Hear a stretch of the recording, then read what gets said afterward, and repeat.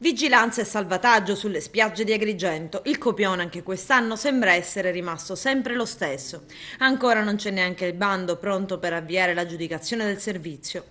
Lo scorso anno il servizio di monitoraggio, vigilanza e salvataggio dei bagnanti in difficoltà partì sugli arenili che vanno dalla zona del Caos a Contrada Zingarello, passando naturalmente da San Leone, all'inizio del mese di agosto.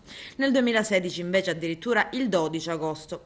L'amministrazione comunale si sta però mobilitando per fare in modo di rispettare la legge, garantendo il salvataggio e la vigilanza delle spiagge libere, e lo sta facendo nonostante i problemi economici, difficoltà che in merito a questo servizio sono causate anche dall'assenza di fondi da parte della regione e dell'ormai ex provincia regionale. La legge regionale istitutiva del servizio prevede normalmente un tempo minimo di 60 giorni. Ad Agrigento il servizio durerà invece verosimilmente, come accadde anche lo scorso anno, un mese, e questo proprio per la mancanza di soldi necessari.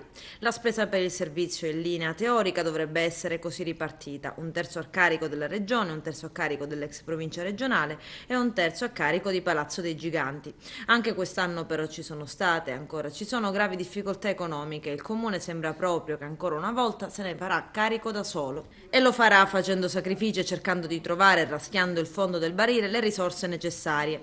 Sembra verosimile inoltre, mancando ancora il bando di gara che dovrà poi chiaramente essere aggiudicato da una COP, che il servizio di monitoraggio, vigilanza e salvataggio dei bagnanti in difficoltà non potrà che partire prima del mese di agosto.